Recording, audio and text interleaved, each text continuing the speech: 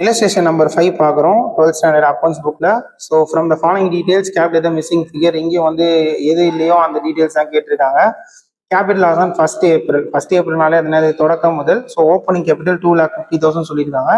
Opening கேபிட்டலுக்கு நேராக 2,50,000 எழுதுறோம். Next வந்து capital loss on 31st March சொல்லியிருக்காங்க. அப்படின்னா இறுதி முதல். So closing capital 2,75,000.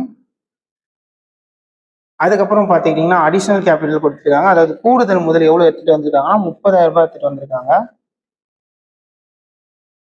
நெக்ஸ்ட் வந்து லாபம் என்னங்கிறத கொடுத்துட்டாங்க. அப்போ நமக்கு இங்கே நட்டம் கிடையாது, லாபத்துக்கு நேரம் அந்த 15,000 ரூபாய் எழுதுகிறோம்.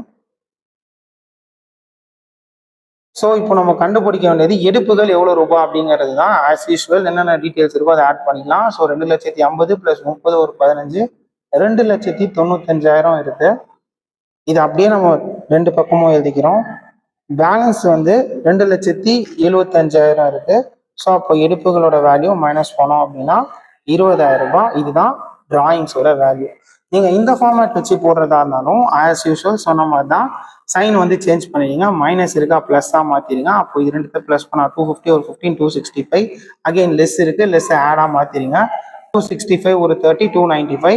இங்கே ஆட் இருக்கு, மைனஸ் பண்ணிக்கணும். So 295 minus 275 20,000. ஸோ ரெண்டு மாடல் எது உங்களுக்கு கன்வீனியன்ட்டாக இருக்கோ அந்த மாடலை நீங்கள் வந்து ஒர்க் அவுட் பண்ணலாம். இப்போ இதே மாதிரியே இப்போ ஸ்க்ரீனில் தெரியிற எக்ஸசைஸ் சம் நம்பர் 5 வந்து நீங்கள் ட்ரை பண்ணுங்க. டவுட்ஸ் இருந்துச்சுன்னா கமெண்ட்ஸில் போடுங்க, நான் உங்களுக்கு இண்டிவிஜுவலாக கிளாரிஃபை பண்ணுறேன்.